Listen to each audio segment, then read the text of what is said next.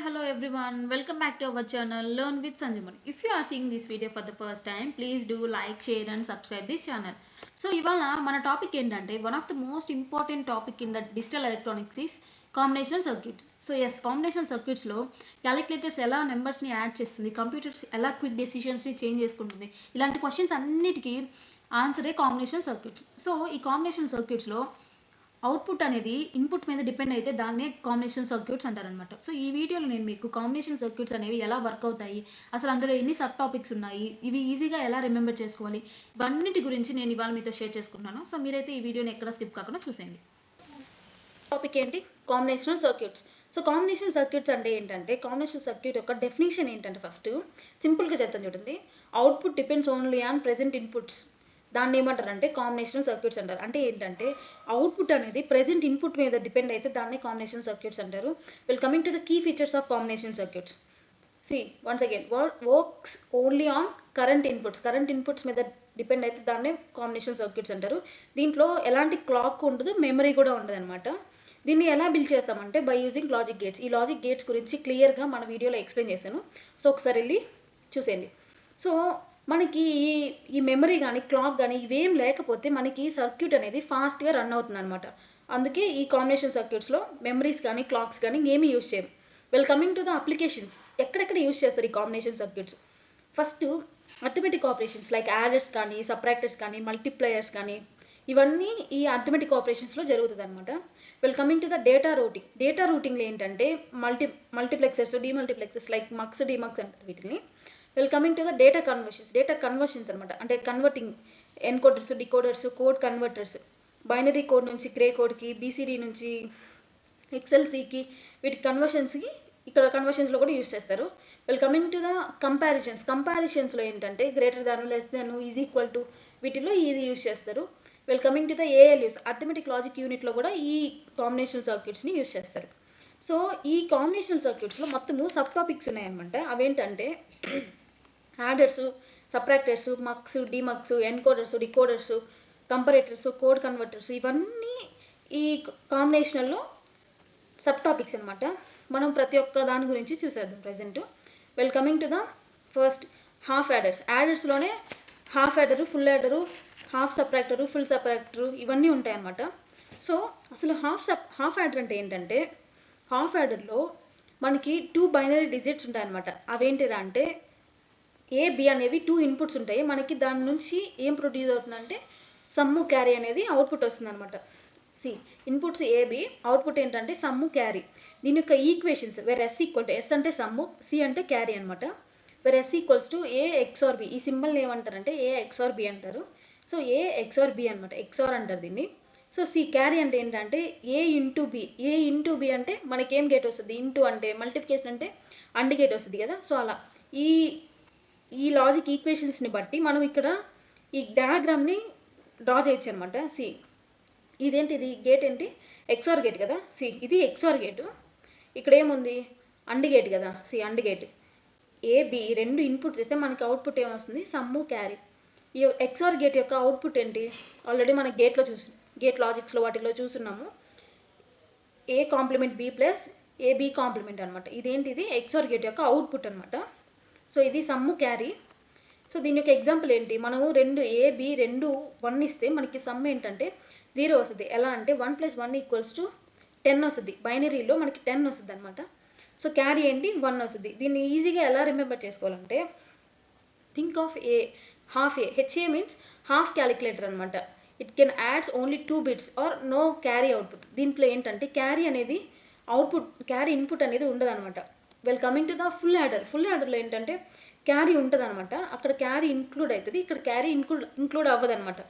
Well coming to the full యాడర్లో ఏంటంటే మనకి 3 ఇన్పుట్స్ ఉంటాయి. ఇక్కడ 3 bit ఇన్పుట్స్ ఉంటాయి అనమాట. మనకి అవుట్పుట్ ఏంటి? సమ్ము క్యారీ 2 వస్తాయి. Well coming to the inputs A, B, C in, ఇవన్నీ ఇన్పుట్సే. దీని యొక్క అవుట్పుట్ ఏంటి? Sum carry. ఈ ఈక్వేషన్స్ చాలా ఇంపార్టెంట్. ఈ హాఫ్ యాడర్ అనగానే మనకు గుర్తు రావాల్సింది ఈ సమ్ము క్యారీ యొక్క ఈక్వేషన్స్ మాత్రమే. Sum equals to A XOR B B XOR cin.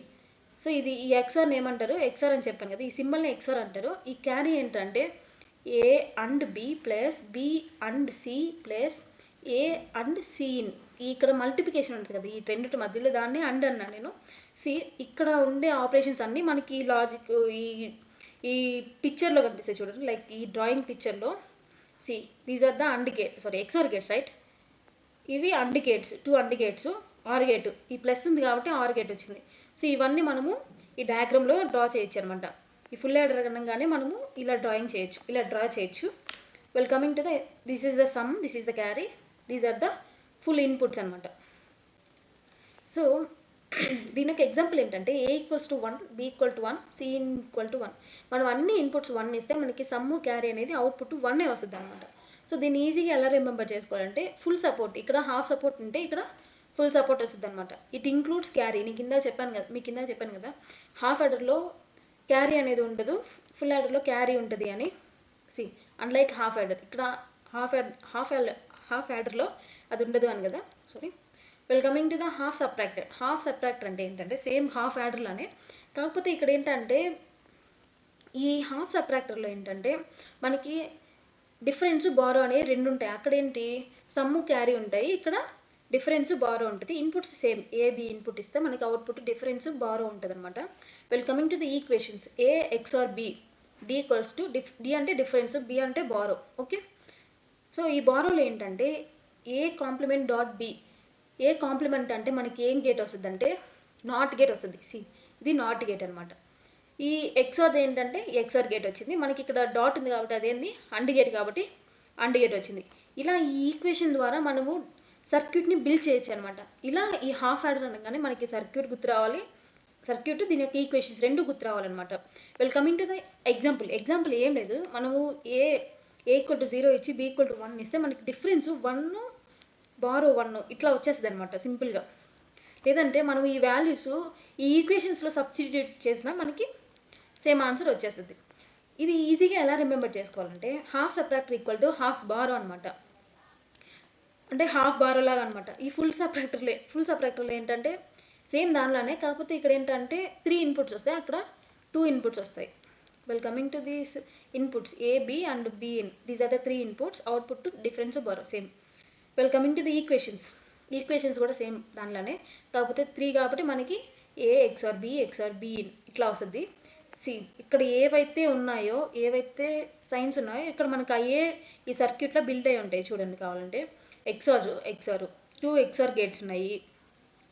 ఇక్కడ ఏ కాంప్లిమెంట్ అనగానే మనకేం గుర్తు రావాలి, నాట్ గేట్ గుర్తు రావాలి. సి నాట్ గేట్ ఉంది, దీని తర్వాత దీంట్లో అండ్ గేట్స్ ఉన్నాయి, అండ్ గేట్స్ కూడా ఉన్నాయి. మనకి లాస్ట్లో ఈ ప్లస్ ఉంది కాబట్టి ఆర్ గేట్ ఉంది. సో ఇలా మనకి ఈ ఈక్వేషన్ ద్వారా మనకు వచ్చే సర్క్యూట్ కూడా ఒకేలా ఉంటాయి అన్నమాట. దీనికి ఎగ్జాంపుల్ కూడా చూడండి. A equal to 0, B equal to 1, B in equal to 1 అయితే మనకి డిఫరెన్స్ 0 కానీ బారో 1 కానీ వస్తుంది అనమాట. దీన్ని ఎలా గుర్తుపెట్టుకోవాలంటే ఫుల్ అంటే ఏంది, it includes borrow in. Same half యాడర్లో ఎలాగో హాఫ్ సబ్ట్రాక్టర్లో ఫుల్ యాడర్లో ఎలాగో ఫుల్ సబ్ట్రాక్టర్లో కూడా సేమ్ అలానే అనమాట. కాకపోతే మనకి ఎక్కువ ఇంపార్టెంట్ ఏంటంటే ఈ ఈక్వేషన్స్ మాత్రమే. ఈ ఈక్వేషన్స్ గుర్తుపెట్టుకుంటే మనకి ఈ సర్క్యూట్ డయాగ్రామ్ ఈజీగా వచ్చేస్తుంది అనమాట. So well coming to the mux అంటే ఏంది, మక్స్ అనేది చాలా ఈజీ అబ్బా. ఏం లేదు, మనము మల్టిపుల్ ఇన్పుట్స్ ఇస్తే మనకి వచ్చే అవుట్పుట్ ఒకటే ఉంటుంది అనమాట. See selects 1 input out of many inputs ఇస్తే మనకు వచ్చేది అవుట్పుట్ ఒకటే అనమాట. సి 4 to 1 మార్క్స్లో ఏంటంటే 4 ఇన్పుట్స్ ఇస్తాయి, దీనికి మనకి ఎన్ని సెలెక్టెడ్ లైన్స్ ఉంటాయి, 2 సెలెక్టెడ్ లైన్స్ ఉంటాయి అనమాట. ఫర్ ఎగ్జాంపుల్ మనము 2 into 1 ఇస్తే మనకి 1 సెలెక్టెడ్ లైన్ 1 ఇన్పుట్ వస్తుంది.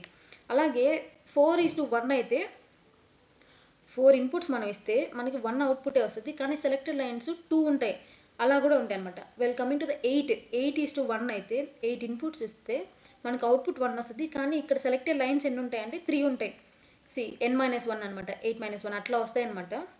అలా చెక్ చేసుకోవచ్చు. దీన్ని ఈజీగా ఎలా రిమెంబర్ చేసుకోవాలంటే mux equals to many to 1. Many అంటే చాలా చాలా ఇన్పుట్స్ ఇస్తే మనకి అవుట్పుట్ 1 వస్తుంది, దాన్నే మల్టీప్లెక్సర్ అంటారు. దీనికి ఆపోజిట్ ఏంటంటే డిమక్స్ means demultiplexer. So opposite of మక్స్ని demultiplexer అంటారు.